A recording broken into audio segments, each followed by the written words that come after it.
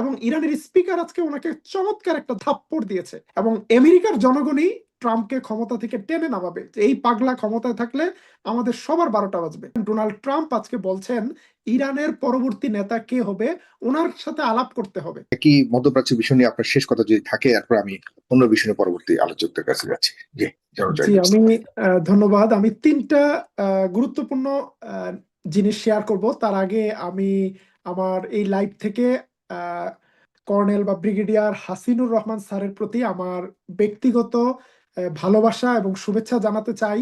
উনি ইরানের জনগণের এই গণপ্রতিরোধ লড়াইকে যেভাবে ফুটিয়ে তুলেছেন, এটা বাংলাদেশের সাথে ভারতের যে লড়াই, বাংলাদেশের জনগণের উপর ভারত যে আধিপত্যবাদ চাপিয়ে দিতে চায়, ঠিক একই স্টাইলে আমেরিকান প্রেসিডেন্ট ডোনাল্ড ট্রাম্প আজকে বলছেন ইরানের পরবর্তী নেতা কে হবে ওনার সাথে আলাপ করতে হবে। উনি নাকি আলী খামেনির ছেলেকে মানে না। উনি কোথাকার কে? উনি ইরানের সরকার কে হবে এটা নির্ধারণ করার কে?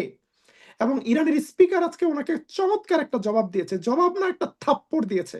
ইরানের স্পিকার গালিবাফ তিনি বলেছেন, দেখেন এই ইরানের শাসক কারা হবে, এরা ইরানের জনগণের দ্বারা ইলেক্টেড, নির্বাচিত। আর আমেরিকার সিদ্ধান্তগুলো যারা নেয় তারা হলো অ্যাপেস্টিন ফাইলের কাছে জিম্মি কিছু দুশ্চরিত্র লোক, যারা বিভিন্ন দ্বীপে ছোট মেয়েদের সাথে নানা রকম অনাচার করে। তাদের ফাইলগুলো বের হয়ে যাবে, কেলেঙ্কারি প্রকাশ হবে, সেই ভয়ে ব্ল্যাকমেইলের শিকার হয়ে এই যুদ্ধটা চাপিয়ে দিয়েছে। এখানে দেখুন, বারবার পশ্চিমা গণমাধ্যম বোঝাতে চায় যে ইরানের সরকার ডিক্টেটর, তাদেরকে দূর করতে, ইরানের জনগণকে স্বাধীনতা দিতে আমেরিকা আসছে। কিন্তু আজকের লেটেস্ট এই মুহূর্তের সংবাদ হলো আমেরিকা ইরানের একটা ডিসেলিনেশন প্লান্টে হামলা করেছে, যার কারণে 30টা ইরানের গ্রামে আর বিশুদ্ধ পানি যাবে না। ইরানের সাধারণ গ্রামের মানুষগুলো পানির অভাবে কষ্ট পাবে। আমেরিকা এই কাজটা কি ইরানের শাসকদের বিরুদ্ধে করেছে নাকি জনগণের বিরুদ্ধে করেছে?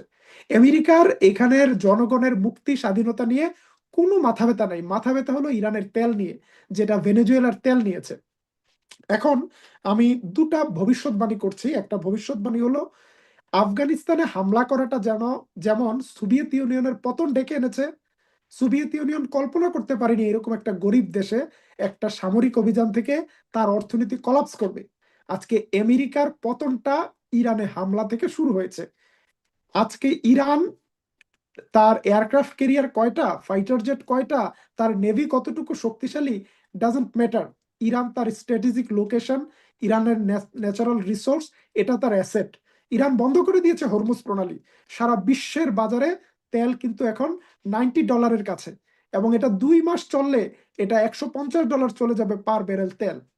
এবং আমেরিকার জনগণই ট্রাম্পকে ক্ষমতা থেকে টেনে নামাবে, যে এই পাগলা ক্ষমতায় থাকলে আমাদের সবার 12টা বাজবে।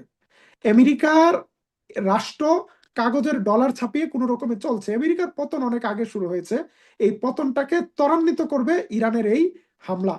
এবং দ্বিতীয় যে সুসংবাদটা আমি দিতে চাই, এখানে আমার অনেক দর্শক যোগ হয়েছে। আমার নিজের একটি ইউটিউব চ্যানেল আছে, তুর্কিপিডিয়া নিউজ, তাদেরকেও আমি স্বাগত জানাই। আহ, আমরা রেগুলার মধ্যপ্রাচ্যের সংবাদগুলো আপনাদের কাছে শেয়ার করছি, যে আমেরিকা মধ্যপ্রাচ্যে যেই ঘাঁটিগুলো গেড়েছিল এগুলো মূলত আরব রাজা বাদশাদের নিরাপত্তার জন্য নয়, ইসরায়েলের নিরাপত্তার জন্য।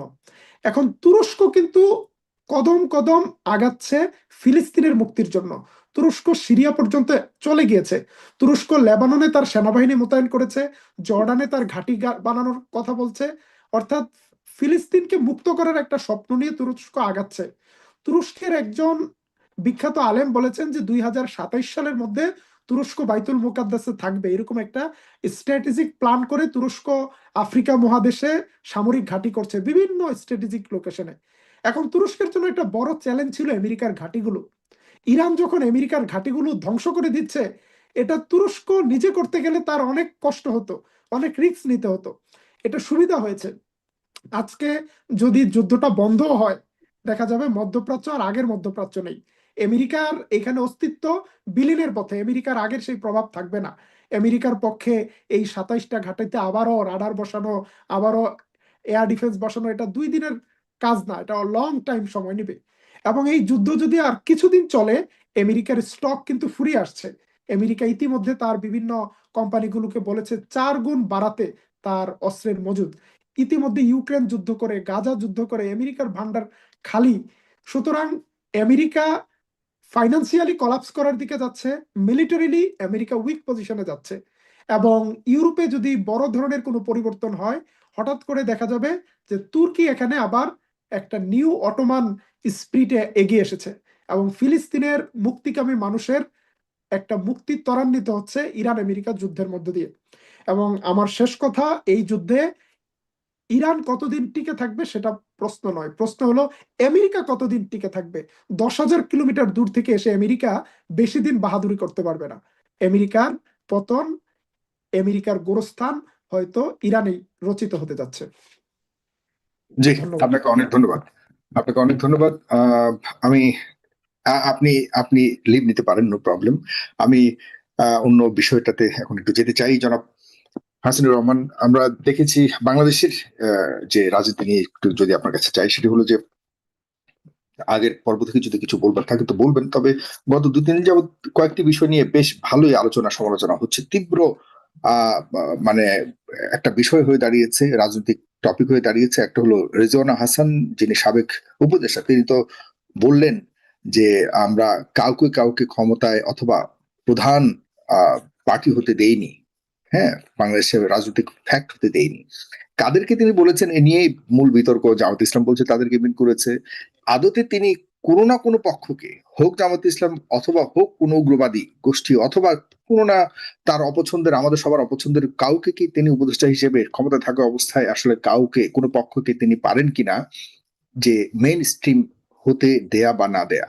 এটি কি ওনার জায়গা থেকে এই এখতিয়ার ওনার আছে কিনা? এবং ওনার আসলে এই কথাগুলো নিয়ে নির্বাচন ইঞ্জিনিয়ারিং এর একটি প্রশ্ন সামনে এসেছে। এর পরবর্তীতে গতকালকে, আজকেই বসুন্ধরা গ্রুপের দুটি গুরুত্বপূর্ণ মিডিয়াতে আমাদের ডক্টর মোহাম্মদ ইউনূসের সরকারকে অবৈধ বলে সেখানে তারা একটি ন্যারেটিভ দাঁড় করবার চেষ্টা করেছে, একটি নিউজ সেখানে, প্রতিবেদন সেখানে আমরা দেখেছি। এই সবকিছু নিয়েই গত 2 দিন বেশ তোলপাড় যাচ্ছে বাংলাদেশি রাজনীতি। আপনি কিভাবে এটাকে দেখবেন?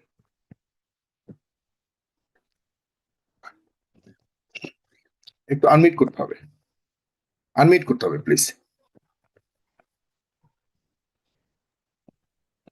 রেজওয়ানা আপা যে কাজটা করছেন, আমি মনে করি সব জ্ঞানে করছেন না, কিভাবে করছেন জানি না। আমি এটুকু বলবো, সুখে থাকলে ভূতে কিলায়।